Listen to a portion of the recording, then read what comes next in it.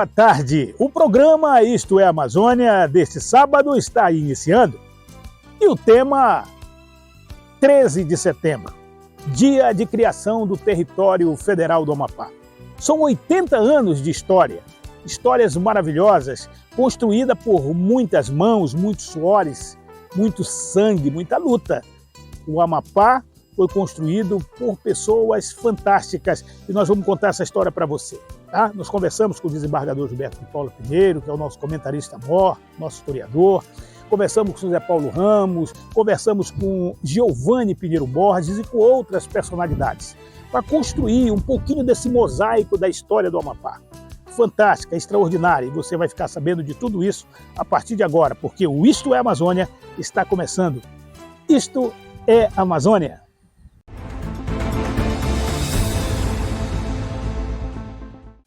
Olha, nós estamos aqui com o desembargador Gilberto de Paula Pinheiro. O programa Isto é Amazônia falou no sábado que passou sobre as datas cívicas do 5 e 7 de setembro, Dia da Raça e o Dia da Independência do Brasil. E agora é o ápice da nossa festa, da festa do Amapaense. Nós vamos falar do dia 13 de setembro. Para você que tem mais de 40, 50 anos, você deve lembrar da festa maravilhosa que era realizada ali na Avenida Fábio, né? Os desfiles cívicos do dia 13. Dia 13 de setembro é o dia da criação do Território Federal do Amapá. O decreto 5.812 do presidente Getúlio Dornelles Vargas criou o Território Federal do Amapá. Bom, nós estamos aqui com o nosso historiador, com o nosso comentarista mor, com o desembargador Gilberto de Paula Pinheiro, que todo mundo sabe que é um apaixonado pela Amazônia, pela história da nossa região, a história da colonização brasileira, conhece bastante, né? Então ele vai falar para a gente, eu tenho certeza que muitos não sabem por que se cria um território, o que é um território, qual a razão da criação do Território Federal do Amapá. Doutor Gilberto Pinheiro, vamos contar para essa turma. Sim, a criação do território, não só o Território Federal do Amapá. Getúlio Vargas ele criou 5 territórios. Mas por que esses territórios? Vamos aqui lembrar que o Amapá, nós tivemos uma questão do contestado franco-brasileiro. Nós pertencíamos ainda, fazemos parte da província do Grão-Pará e levamos aí 200 anos brigando com os franceses. Finalmente, em 1º de dezembro de 1900, o Barão do Rio Branco conseguiu fixar nossas fronteiras. É uma história bonita que ainda vamos falar em outro programa sobre a questão do contestado franco-brasileiro. Mas para isto, o que nós precisamos fazer? Continuar lutando por estas fronteiras. Então Getúlio Vargas percebeu isto, que ele precisava ocupar. Veja que os territórios federais, os 5 territórios que foram criados, eles foram criados nas fronteiras. Aqui, Roraima, Rondônia, a questão lá, 2 territórios não deram certo, que foi Foz do Iguaçu e lá no Foz do Iguaçu e Ponta Porã. Esses 5 territórios todos serão na fronteira, para segurar a população na fronteira. Então, ele lembra que 1900, 1º de dezembro de 1900 a 1943, não é tão distante aí, né? Então, quando ele cria o território, ele precisava fixar a fronteira. E esta foi a intenção de Getúlio Vargas. E vale a pena lembrar, Roberto, o papel dos pioneiros, porque eu sempre digo que nós devemos homenagear aqueles pioneiros, porque 2 territórios não deram certo. Ponta Porã e Foz do Iguaçu. E o que aconteceu? Eles voltaram à condição de município. Vamos imaginar aqui o caso do Território Federal do Amapá. Nós desmembramos de onde? Do estado do Pará. E se não desse certo, o que aconteceria conosco? Voltaríamos para o Pará. Voltaríamos àquela condição de municípios, município de Mazagão, município do Oiapoque, município de Macapá, para incorporar ou reincorporar ao estado do Pará. E como seríamos? Então é muito importante a gente falar daqueles pioneiros, que de uma forma ou de outra são tantos as famílias que cresceram e que fixaram, e que se nós estamos aqui, nós devemos a eles. Então, quando essas questões, quando você homenageia, você precisa homenagear.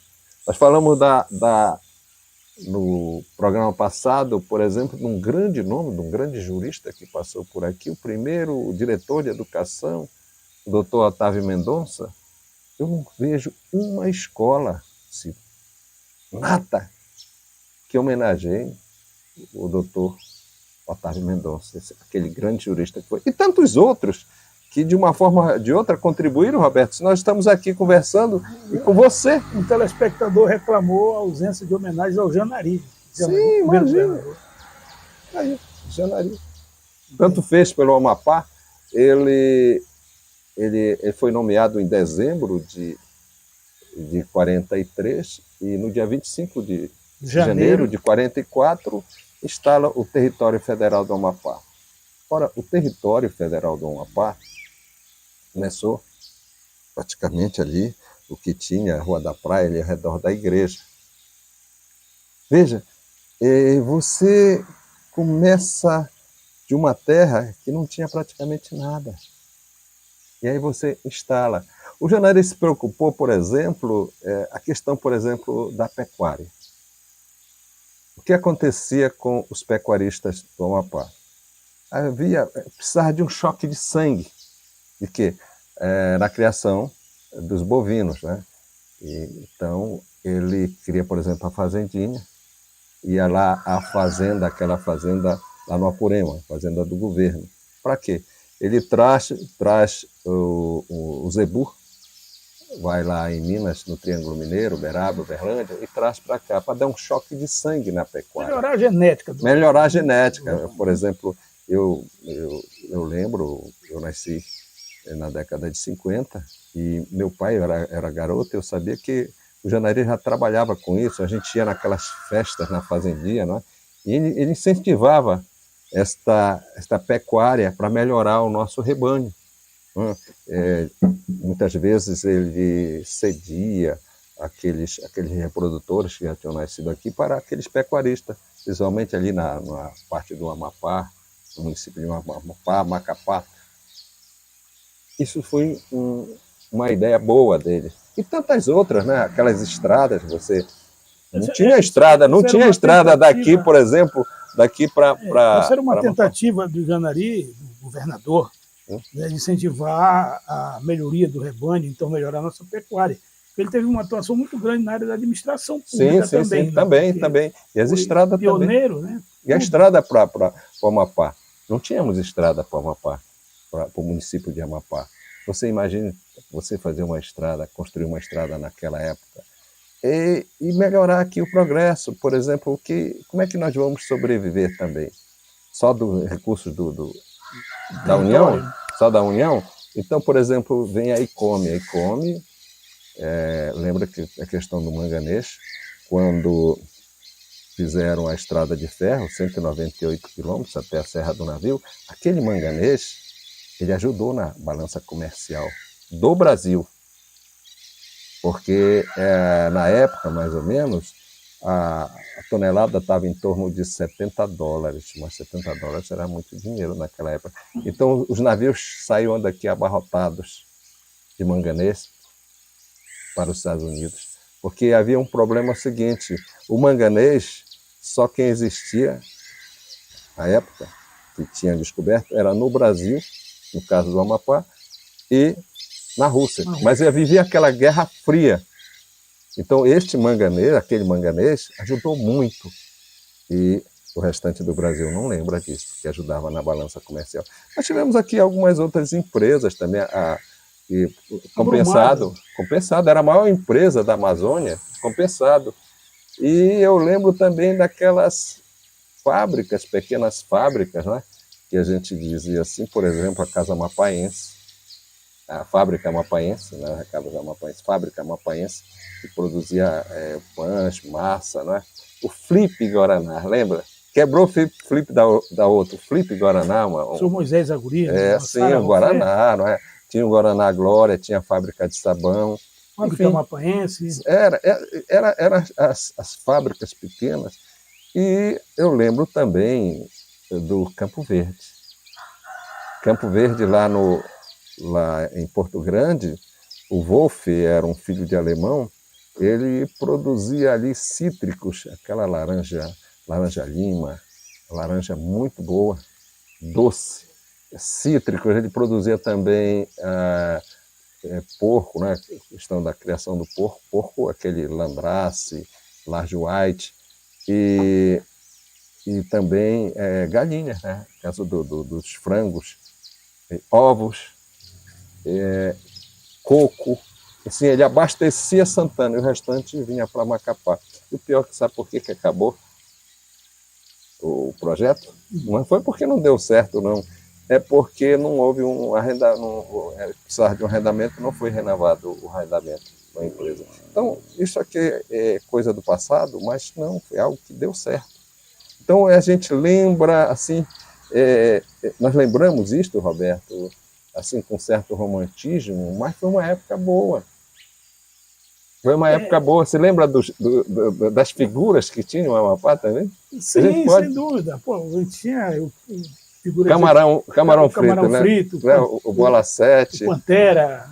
O Bola 7, né? Você lembra Bola 7, sim. E era Barrigudo. Funcionário da prefeitura, Barrigudo. O Barrigudo que tinha ali na Leopoldo o Machado.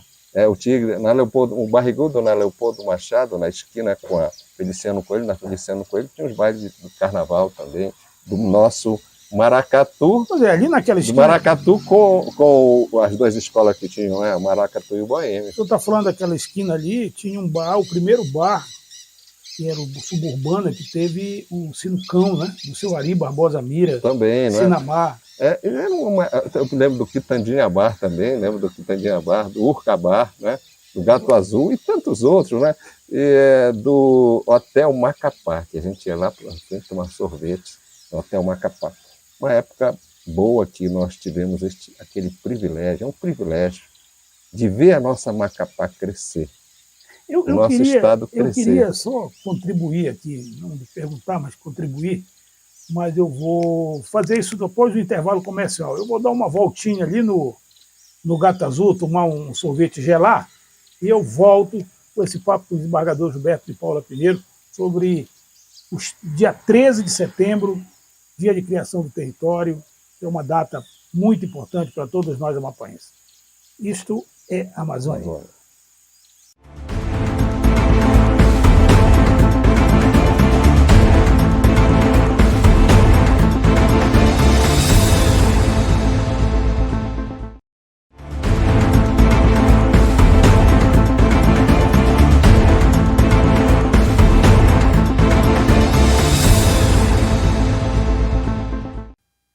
Bom, estamos de volta com o programa Isto é Amazônia, e nós estamos falando do dia 13. Doutor Gilberto, também essa mão de obra qualificada necessária para a implantação da educação, da polícia, do esporte, da cultura, né, da medicina, de todos os setores, porque, na realidade, como bem o senhor lembrou, quando o Janaí chegou aqui, a nossa Macapá era uma vila, né, ali no entorno da Fortaleza, Rua da Praia. Da Rua da Praia. Da Rua da Praia e da igreja. A Fortaleza nem ligava ali, que a Fortaleza estava em completo abandono. O Janaína era assim, bem incipiente, bem carente, né? Bem carente, sim. Eu acho que extraordinários aqui. Hoje, Macapá, a gente tem que homenagear aqueles pioneiros, porque eles vieram com uma obra boa. Eles trouxeram, por exemplo, o Janari trouxe, eu falei agora do Otávio Mendonça, mas trouxe médicos também.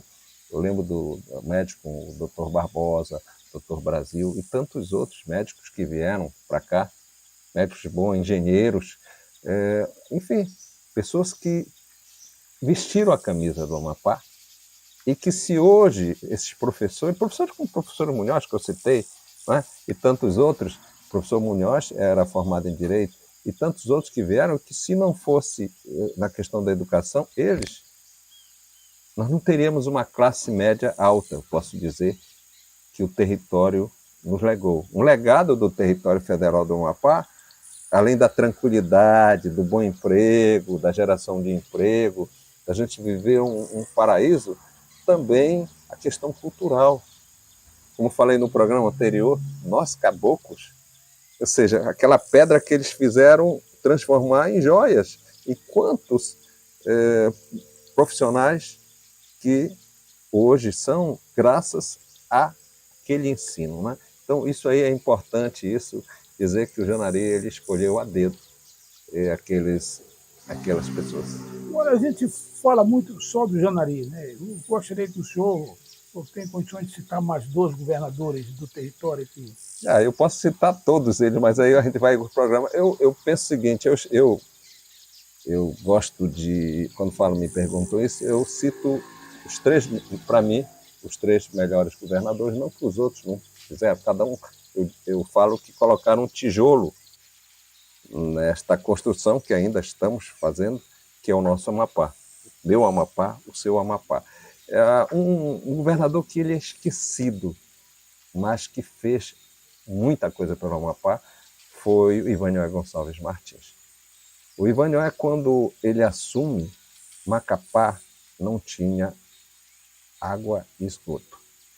E aí ele prepara um projeto, diz que ele preparou um projeto e foi até Brasília, com o ministro do interior, e leva um projeto, falam que para 450 mil pessoas. O ministro não chamou ele de corrupto, porque eu sabia que não, mas chamou ele de doido, diz o que chamou, né? E foi aquela confusão, briga para lá, briga para cá, chegaram em 150 mil, que é praticamente o que nós temos hoje. Asfalto.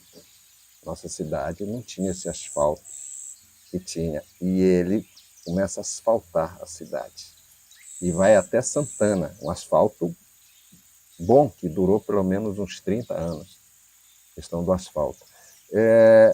Luz elétrica, ele havia iniciado o paredão, a hidrelétrica do paredão, mas estava há 20 anos e não conseguimos terminar. E ele consegue, então, terminar o paredão Coraci Nunes. Questão da saúde. Ele começa a construir os postos, começa a construir pronto-socorro, deu também um ênfase na saúde. Educação, vários colégios, inclusive o Colégio Amapaense, metade dele ele arruma, que o Janari tinha feito a metade. Então ele trabalha nesses setores que são estratégicos, né? Educação, saúde e saneamento básico. Então ele trabalhou muito nisso aí, para mim foi um dos grandes governadores que nós tivemos, e que também não tem nada, eu não vejo também nenhuma homenagem ao que ele fez, ao Vanhoé que ele fez, porque você imagina, telefone, o nosso telefone, a gente ia lá na Radional para poder ligar, e aí ele traz a telefonia também para o Amapá, telefone, você imagine. Telemapá. Você imagine quanta coisa, Caesa, a questão da telefonia, isso é muito importante, o trabalho que ele fez, e logicamente o terceiro governador é Aníbal Barcelos. Esse aí todo mundo conhece, sabe? O que você fala aqui no Aníbal Barcelos... Todo mundo vai imitar ele, né? O que o Aníbal Barcelos fez aí, você sabe. Etc. Olha, tem tanta coisa que ele fez aqui, por exemplo, aquela ponte lá no Jaraguari, parece que nem convidaram ele para a inauguração, né? A estrada, por exemplo, que ia até o Oiapoque, ela passava por Lourenço, ele diminui. O trabalho que ele fez na educação, saúde, por exemplo, habitação, enfim. E ele prepara...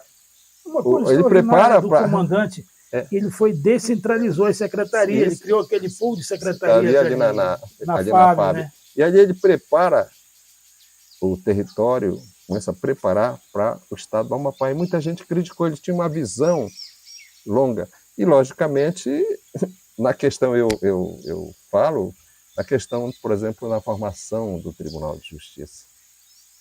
Então, ele prestigia, por exemplo, na formação do Tribunal de Justiça, nós tínhamos, por exemplo, a Constituição Federal determinava que seriam os territórios, quando foram transformado, no caso do Estado, teria que ser 7 membros, 5 juízes de direito, um advogado e um promotor. Não tinha nenhum amapaense. Então, no nosso caso, quando ele nos nomeou, ele prestigiou o Amapá com a nossa nomeação, porque se eu não viesse, não viria nenhum amapaense. Nós não teríamos um amapaense na formação. Até hoje que se sabe que eu sou o decano do Tribunal de Justiça, ou seja, o mais antigo, mas eu devo isso, aliás, não sou eu só. O Amapá, nós devemos isso ao saudoso comandante Barcelos. Foi o que ele fez, né? A gente até... E tem uma coisa interessante também, a gente né? até se emociona ele foi quando fala dele. Ele foi governador do território, e depois veio ao período da transição, ele vai para Brasília como deputado federal constituinte. É isso. Né? Isso. Então ele trabalha dentro do Congresso Nacional para que o sonho dos amapaenses se tornar Estado se torne realidade. E aí, quando ele entrega o governo, foi o primeiro governador, ele deixou o governo bem arrumadinho. Então ele tinha aquela visão, ele era um construtor de obras, né? Se a gente for falar só do comandante Barcelos, a gente vai ter que fazer um programa inteiro, né? Mas ele foi um grande construtor. E, aliás, também tem uma coisa, ele foi o único governador de todos que passaram, que resolveu até o último dia da vida dele ser enterrado no Amapá. Eu fui no enterro dele e carreguei o caixão, porque eu acho que o Amapá deve muito a ele. Com certeza absoluta. Sem dúvida nenhuma. O comandante Barcelos é uma figura destacada. Eu também eu o considero um dos grandes governadores. E um grande planejador. Sim. Porque eu lembro que ainda quando o governador do território, naquela fase ainda, ele começou a construir a Assembleia Legislativa, ele começou a construir o Tribunal de Contas, ele começou a construir o Palácio da Justiça, o Banco do Estado. O Banco do Estado. Ele pensava longe. O teatro. Sim. E aí os caras começaram a dizer que eram obras faraônicas, elefantes brancos. Né? E quando nós nos transformamos no Estado, todos esses prédios já estavam prontos para recepcionar. Isso. Ele tem uma visão, né? A visão de estadista que era, né? Então a gente também tem que homenagear todas aquelas famílias. Nós falamos também, não é? Ali na Cândido Mendes, né? Quantas famílias, não é? A família White, o Stefan White, que foi também Romeu White, a Casa Líbia, te lembra? A Casa Líbia, não é? O Inácio Serra, lembra do Inácio Serra? A Casa das Cordas, o seu Menair, né? Lá o Armazém Estrela do meu avô, Casa Estrela do meu avô Celestino, depois do meu tio, né? E, logicamente, vamos falar da minha favela, né? Da onde eu nasci, a Casa Duas Estrelas, o primeiro estabelecimento comercial no bairro da favela, na Leopoldo com Mendonça Furtado, Casa Nabil. A gente está falando lá de cima, mas a gente não pode esquecer a turma aqui de baixo, por exemplo. Está aqui, meio que na plateia, assistindo aqui o Jasso Rodrigues, o pai do Jasso, o seu Jair, foi um dos primeiros taxistas aqui. Tem uma outra figura extraordinária, que é o Aldo Espírito Santo, que é filho do seu Erundino, que veio também do Pará para trabalhar, né, como artífice na guarda territorial. Ele fazia, era alfaiate. Né? Outro que era alfaiate não, trabalhava com sapato, foi o Hélio Cabecinha de Ouro, né, que é no Paysandu, um grande craque, um dos maiores craques do futebol, e tantos craques. Roxinho, tantos outros. Vitaleiro, né, essa turma toda aí. Eu vou contar uma história aqui, porque quem me contou foi o seu Coraci Sobreiras Barbosa. Ele me contou como é que ele veio parar aqui. Grande nome também. Né? Ele veio parar aqui porque ele era revisor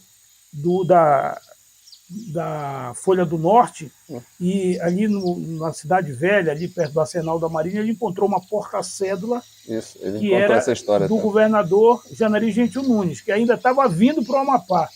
E aí tinha um dinheiro lá dentro, ele comprou um terno, um chapéu de Panamá e um sapato bonito para ele, que era o sonho dele. Quando ele olhou a carteira, quando ele chegou no caderno de classificados da Folha, ele viu que estava anunciando lá o extravio de uma carteira porta-cédula tal, do capitão Janari Gentil Nunes, que quem encontrasse levasse para ele no hotel tal em Belém. Ele ficou andando, ele me contou que passou meia hora andando na frente do hotel, querendo criar coragem para falar com o capitão Janari. Até que um segurança chamou, disse: garoto, quer que fica andando aqui? Senão eu queria entregar para o capitão. E ele estava com o sapato, o terno e o chapéu. E aí, quando ele encontrou o capitão Janari, ele pegou e disse: capitão, encontrei sua bolsa, tinha um dinheiro lá, eu não sabia, eu comprei isso aqui, mas está aqui, eu estou devolvendo. Disse: não, isso você pode ficar. O que é que você faz? Eu sou revisor da Folha do Norte, trabalho, estou estudando, né? Sim. E aí ele pegou e disse: você quer ir para o Amapá? Se você quiser ir para o Amapá, olha, vai nesse barco aqui, deu um cartãozinho para ele, e assim o seu Coraci veio para cá. Então, essa história ele me contou quando eu trabalhei junto com ele na Secretaria de Educação, eu era assessor de comunicação de lá, e ele me contou essa história bonita, como de tantos outros, né? O senhor falou do Evânio aquela estrada que agora é do Goiabal, ali da Lagoa dos Índios, minha mãe foi professora na Lagoa dos Índios, professora Zoraide, e quem abriu aquela estrada lá, a pedido dela, foi o governador Evânio Gonçalves Martins. Eu era garotinho, devia ter uns 6 anos, 7 anos, mas eu lembro, ele andava com rebenga, sempre batendo na perna. Sim. Né? Ele era também do Exército. E dos músicos também, né? Os músicos que vieram para cá. Grandes músicos. Então, assim, figuras extraordinárias. O pai do Venilton, né? Jarbas Gato. O pai do Venilton. O seu Nonato Leal. Nonato Leal, né? O grande Nonato Leal, né? Tá aí com 90 anos também, uma grande figura. Que a gente tem assim, um apreço muito grande por ele, né? E tantos outros. É que o programa Isto é Amazônia, na criação do território, nestes 80 anos, nós queremos homenagear a todos, são muitos, que de uma forma ou de outra contribuíram para que nós estejamos aqui conversando com você, falando vagalume do Maracatu. Do nosso vagalume, né? Era um grande sambista. Então, a todos eles, nossa homenagem, a todas as famílias, que sem eles nós não estaríamos aqui. Nosso respeito e nossas homenagens nestes 80 anos da criação do território federal do Amapá. Isto é Amazônia.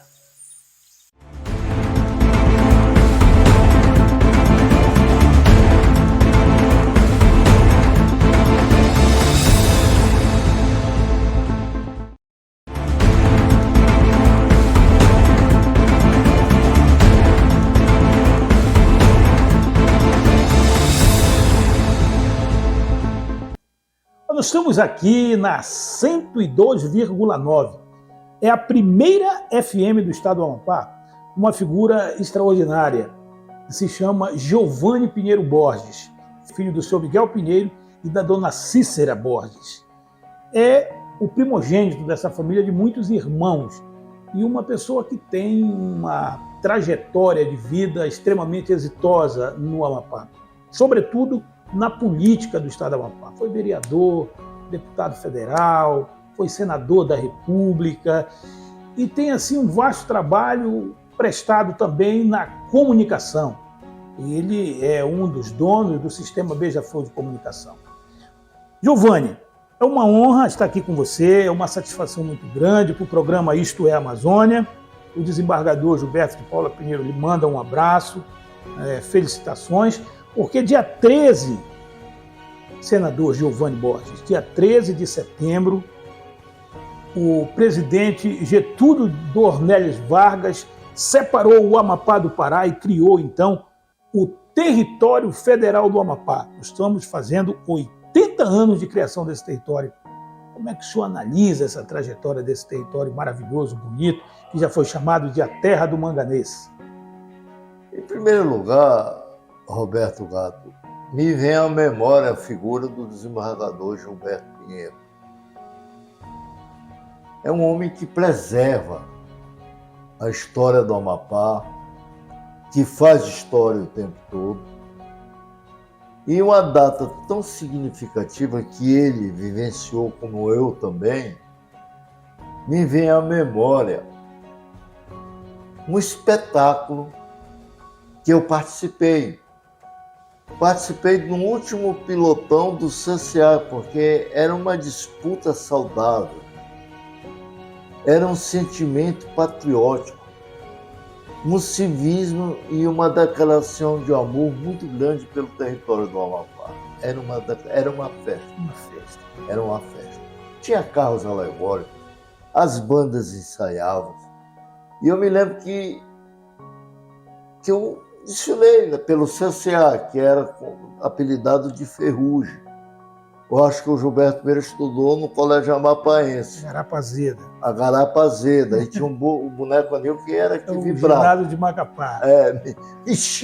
Mexia com o imaginário das pessoas. A banda do Mestre Oscar Santos. Mestre Oscar Santos. Então, era um espetáculo. Eu me lembro que veio um ministro dessas datas aí, que ele disse que nunca tinha presenciado, testemunhado, assistido uma demonstração de amor à pátria tão grande que nem aquelas festas elaboradas pelos professores, pelo próprio governo à frente, que tinha até carro alegórico. Pois é. Mas eu gostaria que você falasse também da sua participação como político, como vereador naquele território federal. Você foi vereador em que ano? Em 1976. Engraçado, a ironia do destino, de 1976 a 1982. Mas de 1972, na década de 70, rapaz, eu me lembro que surgiu, era barato, era popular, era coisa popular. Eram os sapatos feitos de borracha. Com um furinho em cima. Com os furinhos em cima, mas não tinha jeito. A gente passava aquele óleo de cozinha para dar o brilho. Era toda uma preparação para o desfile. Era chamado de Durabel. Durabel. Dava um chulé e esquentava muito. A gente, naquele desfile, eu ia na turma da graxa. Nós ganhávamos esse sapato. Né? Ganhava de graça, nem de graça o pessoal queria. Pois é, porque era daquele projeto do governo americano, Isso. Aliança para o Progresso. Perfeitamente.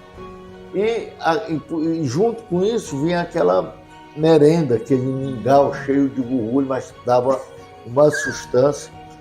Então, quando terminava o desfile, rapaz, a gente saía brocado. Eu sentia uma falta daquele mingau, corria para cima.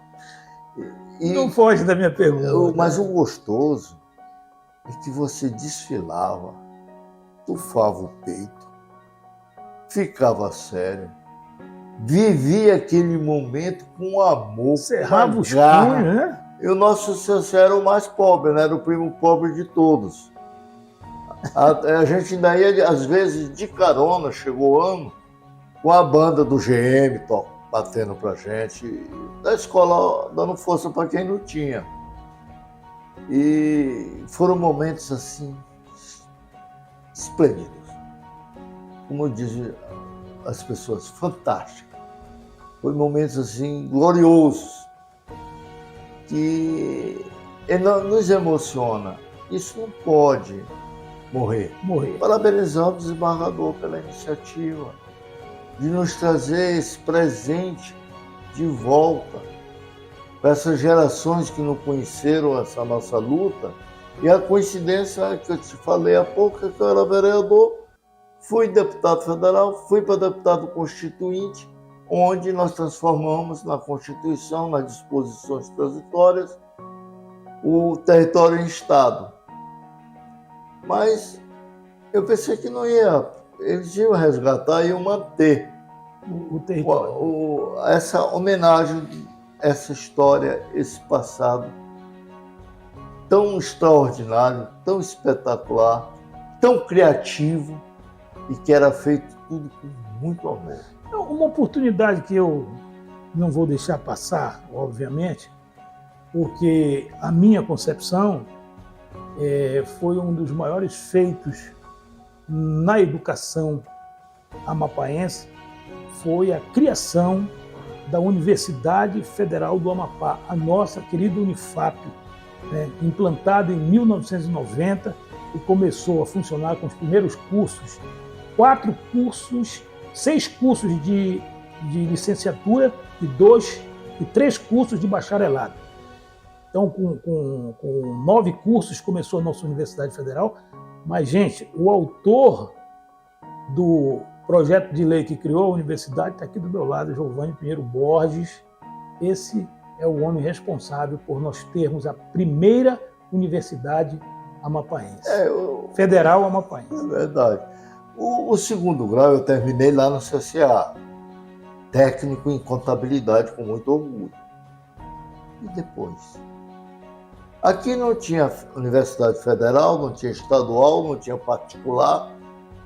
Ou você ia para Belém do Pará, como muitos foram para lá, muitos amapaenses, que por sinal se destacavam no Pará, e você não tinha alternativa. E eu fiz um juramento: se um dia eu tiver a oportunidade de levantar a bandeira da Unifap, eu vou cumprir a meta de trazer uma universidade federal para o Amapá. A Universidade Federal do Amapá é filho legítimo. Ela nasceu exatamente de um projeto de nossa autoria, projeto de lei, que está nos anais do Congresso Nacional da Câmara. Qualquer cidadão pode acessar o site, que tem toda a história. E nós éramos apenas 4 deputados federais eleitos. Essa luta começou em 1983. Aí, aproveitando essa oportunidade, foi uma luta intensa. Foi aprovado pela Câmara dos Deputados em 1986. E eu pensei que, aprovado, já iria para a sanção da Presidência da República. Só que nós tivemos um outro grande trave. Tinha que passar pelo Senado Federal, porque o sistema era bicameral. Com Câmara e Senado, revisor. Aí foi outra saga no Senado. Conseguimos. Um apagar das luzes. Então, os representantes do povo do Brasil, do povo brasileiro, os deputados federais e o representante dos estados no Senado Federal, aprovaram. E aí o nosso projeto de lei foi para a sanção, por coincidência, o presidente da República, o senador José Sarney. Sancionou. Vetou um bocado de artigo lá, mas sancionou, virou lei.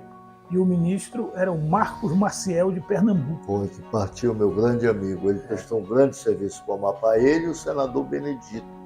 Ele tirou um projeto de autoria dele para entrar no Amapá.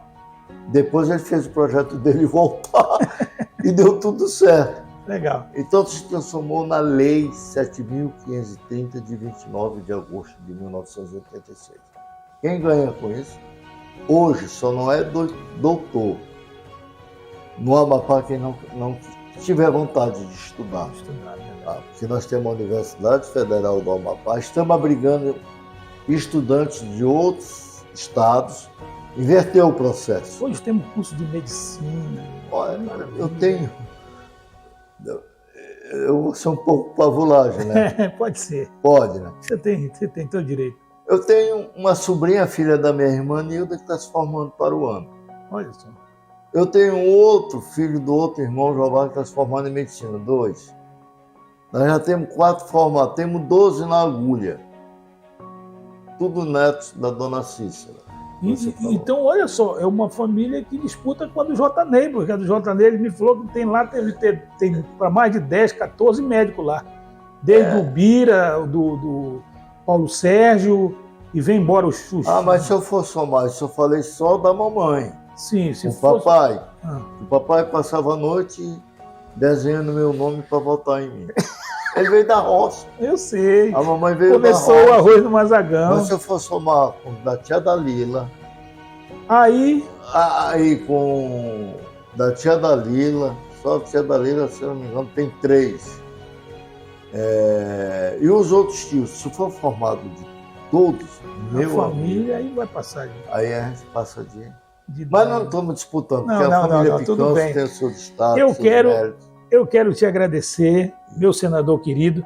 Quero lhe dizer que o amigo aqui teve a honra e o prazer de estudar na Universidade Federal do Amapá.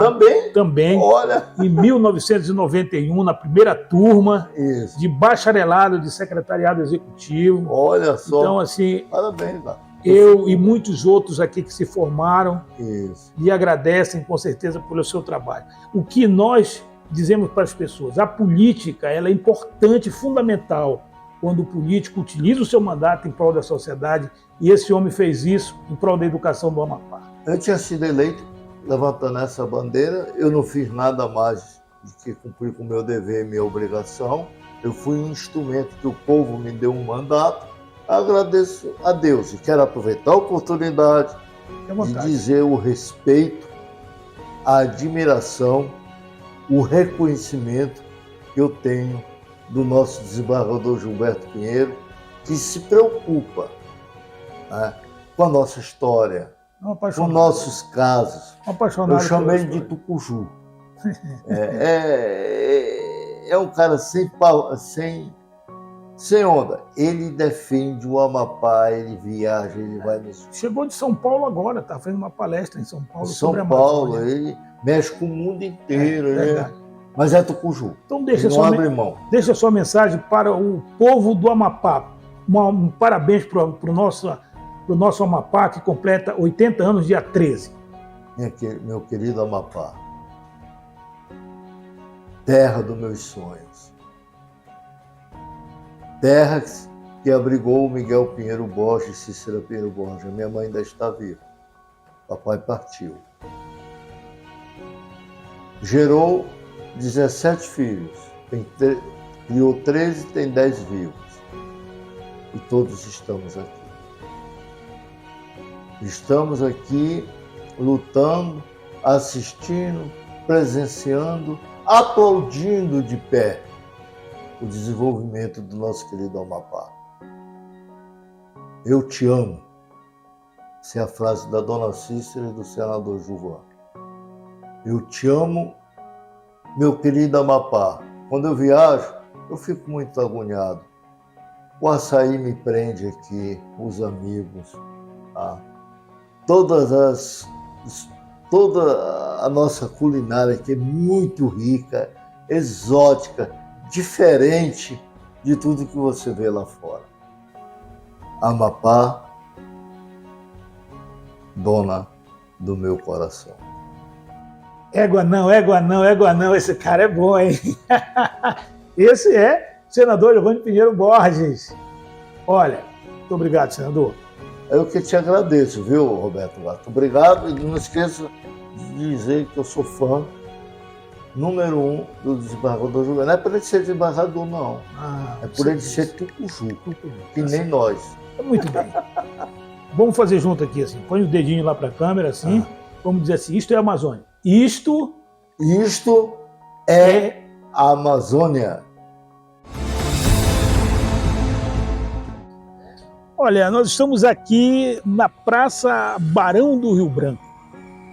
Praça Barão do Rio Branco, que homenageia José Maria da Silva Paranhos, Barão do Rio Branco. Eu estou aqui com essa figura extraordinária, que é o Zé Paulo Ramos, terceiro filho de uma família tradicionalíssima do Amapá, filho do seu Alceu Paulo Ramos e da dona Joaquina da Silva Ramos, né? E o Zé é uma figura assim, querida por todos, foi um grande atleta na juventude, né, formado em técnico de contabilidade, depois bacharelou-se em ciências contábeis, em direito, né, e é um estudioso, auditor, parece que está em vias de aposentadoria. E nós vamos aqui explorar um pouquinho do conhecimento dessa memória, aqui com seus 75 anos, lúcido, inteiraço, né, bacana, cara assim, espetacular, né? E todo mundo que conhece o Zé Paulo gosta dele, porque é uma figura extraordinária, ele encarna bem esse espírito Tucuju, né? Você concorda com aquela do Zé Miguel que diz assim, que a gente não precisa fazer plano, só menino? Eita, que vida boa, Sumando! Realmente ele foi muito feliz, né? Porque nos quilombos não tinha controle de natalidade, né? Aí, pra você ter uma ideia, a dona Joaquina nasceu no Criaú. Eu quero corrigir sempre as pessoas que o nome não é Curiaú. Esse Curiaú foi uma posição dos intelectuais que vieram para o Amapá e que resolveram, os Cunha foram campeões disso, estudar, mas pronunciar Curiaú. Mas se você for lá, ou quem for lá, não é o nome dessa comunidade, é Criaú. Então eu mantenho sempre essa tradição. E a dona Joaquina nasceu lá? No Criaú. E o seu Alceu? Nasceu na região da Pedreira, Santo Antônio da Pedreira. Santo Antônio da Pedreira. Rapidinho, assim, eu lendo sobre aquela questão dos mouros e cristãos, né? Aquela guerra que desembocou com os cristãos fugindo para essa região aqui da foz do Mutuacá, e aí os negros foram soltos ali porque os portugueses não aguentaram a malária, né? Muitos deles foram embora, largaram os negros. E ali era uma região de muito lago, então eles foram subindo ali, né? Para a banda do Maruanu, Santo Antônio da Pedreira, aquela região ali.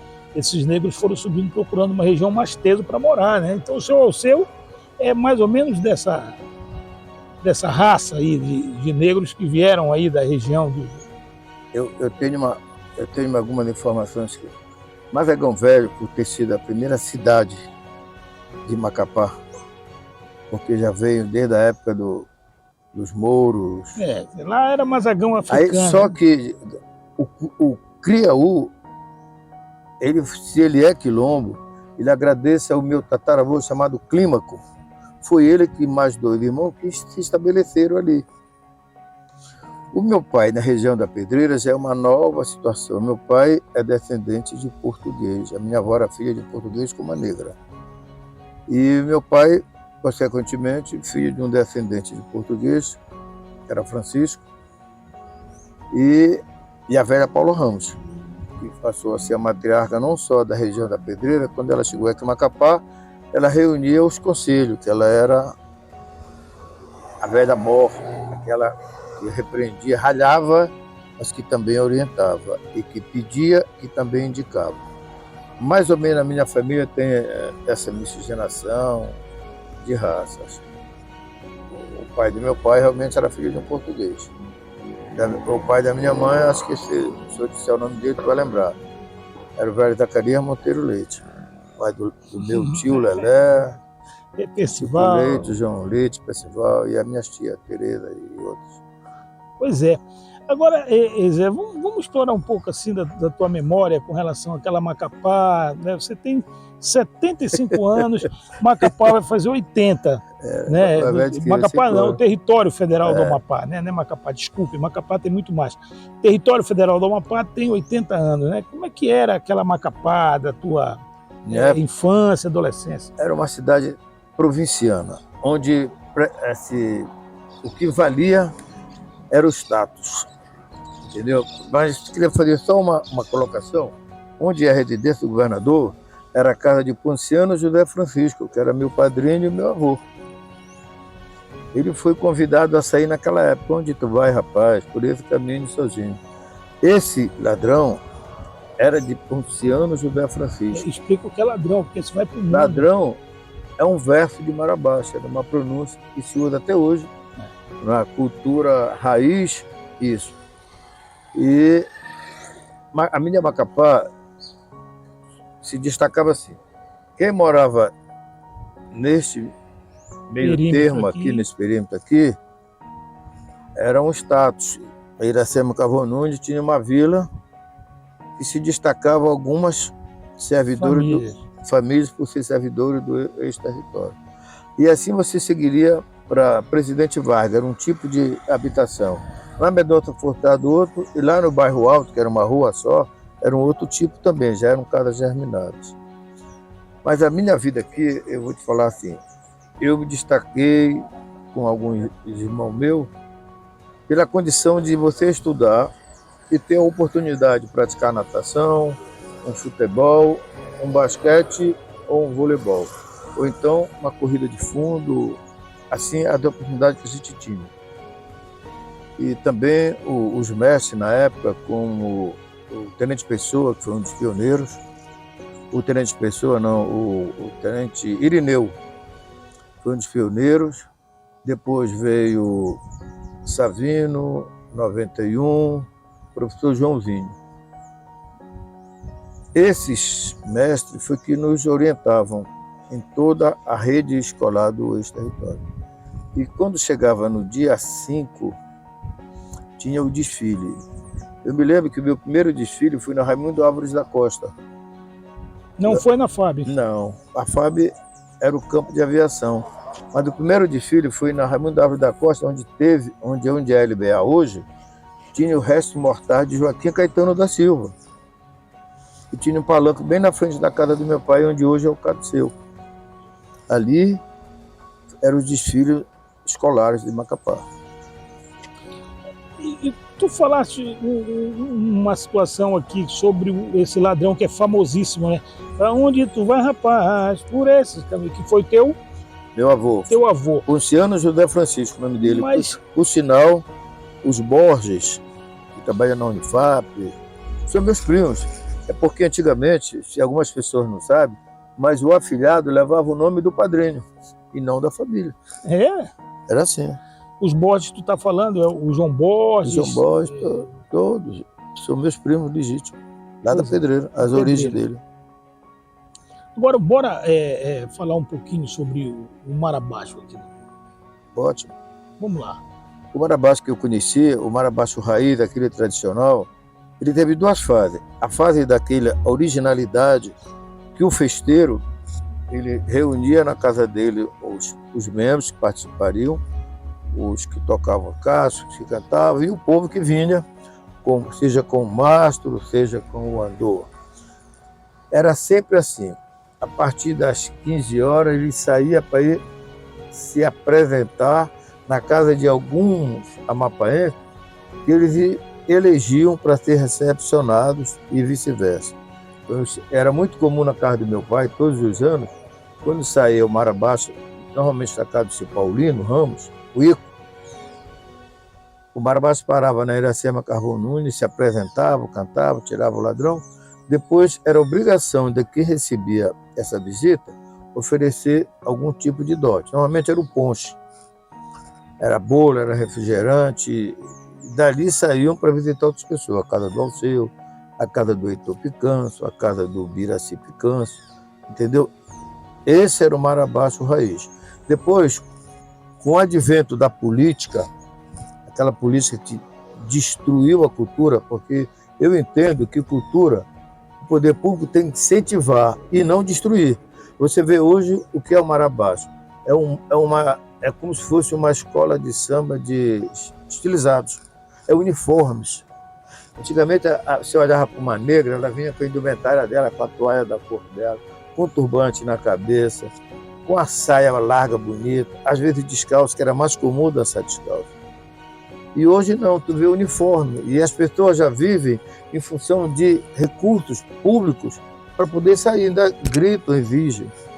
Isso é que me deixa mais triste. Ô, José, olha, a gente agradece muito, o tempo não é tão extenso assim. A gente agradece a tua participação. Eu queria fazer uma correção. Eu não cheguei a formar no curso de Direito. Concluí o curso, mas não foi quando bacharel, né? A minha esposa faleceu. Aí não fui... Você não fez o exame de ordem, né? Não fiz exame de ordem e nem fui colar-grau nunca. Mas concluiu o curso, né? Só não colou o grau. Bom, mas olha só, deixa eu pedir para você fazer aqui uma homenagem para o Território Federal do Amapá, que está completando 80 anos. Deixa uma mensagem para o povo maravilhoso dessa terra aqui. Aí, se tornou tão mais difícil eu falar agora, senhor Amapá, porque eu sou um amapaense raiz. Eu nasci no Formigueiro, ali atrás da igreja, né, onde tem uma mangueira, que foi a velha Paulo Ramos, e se instalou ali e plantou aquela mangueira. Mas eu quero dizer não só para o Amapá, que é uma inércia, uma unidade, mas para o povo que se abraçou com essa unidade da federação, que o trate como se fosse uma família, como eu vivi nessa época boa. Que as atividades, as virtudes e as boas ações sejam privilégios e sejam reconhecidos, e não aquelas ações interesseiras, aquelas atitudes de se aproveitar de algumas posições dos nossos mapenses originários, nativos, e infelizmente não tiveram oportunidade de estudar como eu, como você, mas que se sintam sempre bem-vindos e abraçados por todos os amapaenses. Muito Beleza. Obrigado, amigo. Olha só, eu vou ali na casa do Paulino Ramos, bater um dominó, Mas eu vou voltar, hein? Fica conosco. Levanta o dedo ali para a câmera assim. Isto é Amazônia.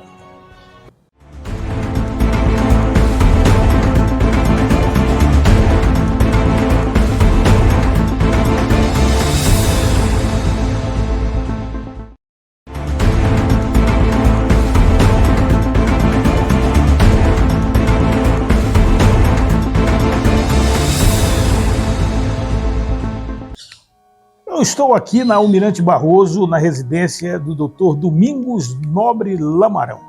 É mais um amapaense ilustre para falar desse dia 13. Ele estava me contando aqui que o pai e a mãe vieram para cá, para o Amapá, em 47, que começaram a trabalhar com o Janari. Conta essa história para a gente, doutor Lamarão. Uma honra soltar no Isto é Amazônia conosco. Tá certo. O meu pai, já casado com a minha mãe, na região do Afuá, né? Vieram para Macapá em função de que, depois do pós-guerra, foi muito difícil, né? A vida estava muito difícil, e procuraram a cidade para sobreviver. E chegando aqui, praticamente não tinha nada. Aí, com a criação do Território Federal do Amapá, no dia 13 de setembro de 1943, 1943. Aí veio o primeiro governador, que foi o Janari Nunes, e ele fez uma base para serviço que era o Olaria. A Olaria que não funciona mais, mas lá era tudo concentrado. Aí meu pai também teve esse emprego. O primeiro trabalho dele foi o tapume do Glicério Marques, depois fizeram o Poço do Mato, aí foi surgindo as obras, eles iam fazendo. Era uma equipe de carpinteiro, pedreiro, motorista, então tinha um monte de pessoas que trabalhavam e tudo era concentrado na Olaria. E como foi a sua infância nessa Macapá bucólica dessa época? Bom, a minha infância foi uma infância voltada para a educação. No caso, eu era escoteiro. Eu lembro que o desembargador Gilberto Pinheiro era lobinho. Eu era do escoteiro do grupo São Maurício, que era o Pedro Madureira, que era o chefe. E o desembargador Gilberto era de um outro grupo, que eu não lembro do nome. Mas a gente sempre reunia. E quando chegava o 13 de setembro, era uma festa. O meu pai, depois da Olaria, ele foi transferido para a Guarda Territorial. Aí a gente já acordava às 5 da manhã e nos preparávamos para ir desfilar na FAB, né? A FAB é perto daquele casa, a gente ia andando. Então eu desfilei pela banda do GM, numa época que a gente ensaiava lá no Mestre Oscar, na casa dele. Mas eu desfilava mesmo e gostava pelo grupo escoteiro, porque a farda era bonita, a gente comprava o chapéu, o cinto, o cantil. Eu tinha até uma faca que não podia usar, mas eu usava a bainha. A gente ia impecável. O desembargador Gilberto ia de lobinho, e o meu pai também, como era da Guarda Territorial, ia de farda. E ele nos acordava cedo e nos preparava. Era uma festa cívico-cultural, né? Muito bonita, que a gente já não vê hoje. Mas tinha aquela rivalidade entre os colégios, né? Eu estudei no Barão, no grupo escolar anexo à escola normal, no ginásio de Macapá, no GM e no colégio amapaense. Então não tinha aquela rivalidade bonita de um querer ser melhor que o outro. Então as bandas ensaiavam bastante para querer uma ser melhor que a outra, e isso resultava numa grande festa. A comunidade toda ia para a FAB cedo e ficava lá esperando o desfile. Então era uma coisa maravilhosa. E aí, doutor Lamarão, estudou, fez medicina, sua especialidade? Eu sou cirurgião geral e sou proctologista. Realmente, eu fui fazer medicina na época que eu tocava na banda, era Milionários R5, que antes era o Embalo 7. Eu saí do Embalo 7, fui para o Milionários R5 lá em Santana, e nessa época eu fiz vestibular para medicina.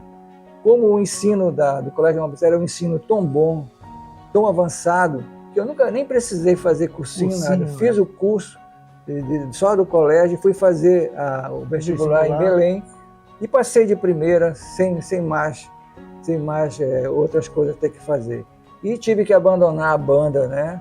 Com muito pesar, porque gostava muito. Qual era o instrumento que o senhor tocava? Eu tocava teclado. Na época só tinha 2 tecladistas, que era o Aí Morezinho, que tocava na banda do seu Hernani Guedes, né, que era do Mucambo, e a dona Francisca, que era a dona do Embalo 7, comprou também um teclado na época, muito bonito, moderno, e não tinha quem tocasse. E o filho dela, Bebeto, que tocava na banda, ele me viu tocar o acordeon na frente da minha casa. Aí ele chegou lá, parceiro, tu não quer tocar um teclado? Eu disse, eu não sei nem o que é isso, cara. Ele disse, não, é fácil, tu passa do acordeon pro teclado. Aí eu fui lá e tal, dei uma mexida, aí fui lá com a Emorezinho, que ele tocava já o teclado do seu Hernani. Aí ele me ensinou algumas coisas e tal, eu anotei. Aí a partir daí, pronto. Com um mês eu estava tocando direto no embalo 7. E nós tocávamos tudo que era festa. Tudo que era festa. Ia para a Serra do Navio, Santana, interior, então a gente não parava, né? E eu me acostumei com essa vida. E depois que houve um problema do embalo 7, a gente foi para o Milionários 5, que era em Santana. E lá era uma coisa mais moderna, aparelho mais moderno, e tinha o público que a gente podia ensaiar, e tinha o chefe lá da Icômica que dava apoio, né? Muito apoio lá nos Canarinhos. E nesse período eu fiz o vestibular para medicina, passei, mas também abandonei a música. Abandonei completamente porque eu fui convidado a tocar em Belém pelo Celso, filho do seu Belarmino, que era daqui de Macapá. Mas eu sempre resisti, porque eu disse, ou eu faço medicina ou eu vou ser músico. Não pode ser as duas coisas. Belarmino Paraense de Barro. Belarmino Paraense de Barro, o filho dele, o Celso. Doutor, me levou para lá. Muito obrigado, aqui firme, tá bom? Muito obrigado pela sua participação no programa, uma honra para nós, o Isto é Amazônia lhe agradece. Deixa aqui o seu recado para os amapaenses, que nós estamos fazendo 80 anos, dia 13 de setembro, de criação do território. Sim, são 8 décadas de ex-território e agora Estado do Amapá. E os pioneiros devem sempre ser lembrados, porque foram eles que desbravaram esse torrão, junto com o governador, Janari Nunes e outros, muitos outros. E agradeço também o convite do desembargador Gilberto Pinheiro, meu amigo, meu colega de infância, que morava aqui pertinho também, na Casa Duas Estrelas, que era logo ali, a gente vivia lá junto, brincando. E ele também gostava muito do seu Jorge, que mora aqui, que era o motorista da ambulância do hospital. Ele sempre estava por aqui. Um abraço e obrigado por tudo. Vamos fazer assim, aponte o dedo para lá e vamos repetir comigo aqui. Isto é Amazônia. Amazônia. Que tal? Você gostou do programa Isto é Amazônia? Eu espero que sim.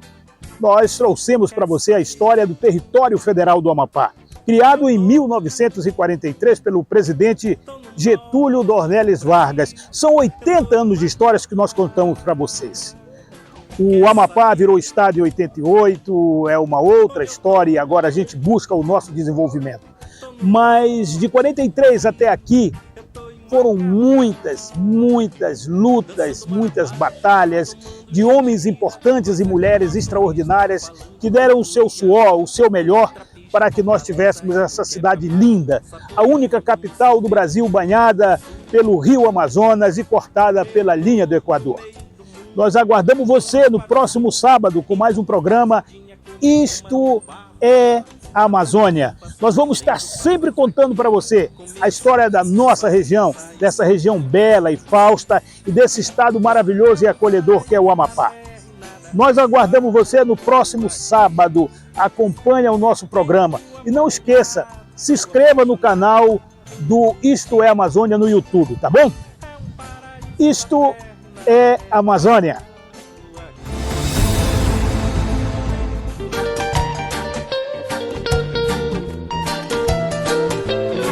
Quer saber onde eu tô, menina? Tô no norte do Brasil, eu tô em Macapá. Quer saber onde eu tô?